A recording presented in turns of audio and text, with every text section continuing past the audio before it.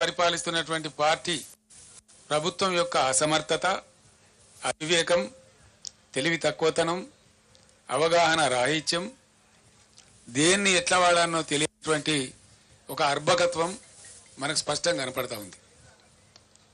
ఉన్న కరెంటును వాడుకోవడానికి తెలివి లేదు, ఉన్న మిషన్ భగీరథ వాడుకునే తెలివి లేదు. అద్భుతంగా వచ్చినటువంటి హైదరాబాద్ నీళ్లు మళ్ళా ఇలా వాటర్ బిల్స్ వస్తూ ఉన్నాయి,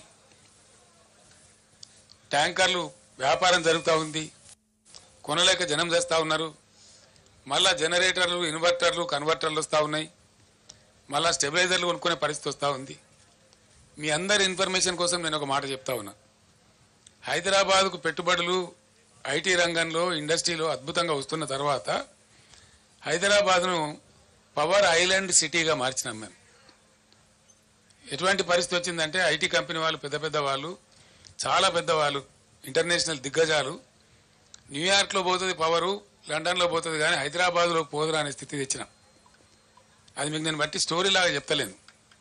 దాన్ని ఏం చేసినామంటే బీఆర్ఎస్ ప్రభుత్వం వచ్చిన కొత్తలో ఈ రాష్ట్రంలో నేషనల్ గ్రిడ్కు మన రాష్ట్రం కనెక్టెడ్ లేకుండే, అనుసంధానం లేకుండే. ఒక 5-6 లైన్స్ వార్దా డిచ్పల్లి కావచ్చు, వరంగల్ వరోరా కావచ్చు, అంగుల్ పలాస కావచ్చు, PGCIL power grid corporation of India limited ఎంబడి నేనే పడి, నేనే చేసి రాత్రింబవళ్ళు వాళ్ళతో కొట్లాట పెట్టుకొని ఈ 3 లైన్లు కల్పించినాం. దాంతో టోటల్ తెలంగాణ రాష్ట్రం, ఏపీ రాష్ట్రం కూడా మనతో పాటుగా నేషనల్ పవర్ గ్రిడ్కి అనుసంధానమైనాం.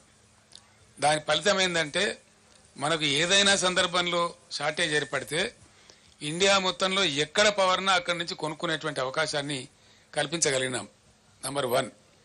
నంబర్ 2, 7,600 మెగావాట్లుగా ఉన్నటువంటి ఇన్స్టాల్డ్ కెపాసిటీని దాదాపు 18,000 మెగావాట్లకు తీసుకుని పోయినాం.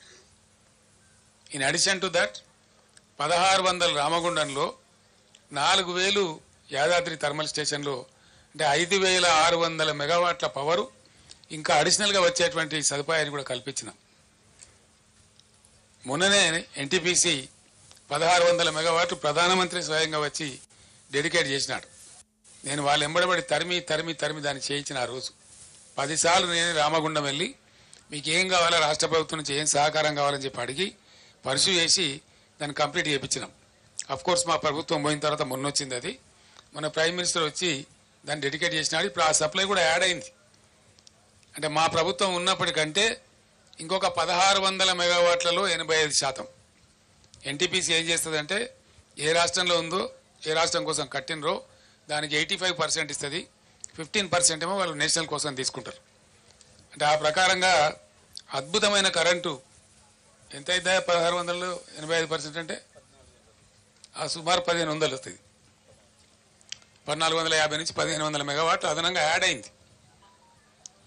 చేస్తే ఈ ప్రభుత్వం పట్టించుకొని చేస్తలేదు, కానీ ఈ పాటికి యాదాద్రిలో కూడా 1-2 యూనిట్లు వచ్చే అవకాశం కూడా ఉండే. అంటే ఇక్కడ 1,500, 1,600 వచ్చే అవకాశం ఉండేది మన సొంతం. దీని నుంచి ఒక యూనిట్ కూడా బయటకి ఇచ్చే అవసరం లేదు. మరి ఇంత ఉజ్వలంగా తయారైనటువంటి పవర్ సిస్టమ్ ఎందుకు ఈరోజు ఇబ్బంది పడతా ఉంది? ఇది పరిపాలకుల అసమర్థత అవునా కాదా? దయచేసి మీరే ఆలోచన చేయాలి. ఇది పని చేయలేనటువంటి, పని చేతగానటువంటి ఒక అసమర్థ ప్రభుత్వ విధానం అనుకోవన్నా దీన్ని ఏ విధంగా అర్థం చేసుకోవాలా? లేదు అంటే మనకు దరిద్రం ఉందంటే అర్థం చేసుకోవచ్చు. ఉండి దరిద్రం ఎందుకండి?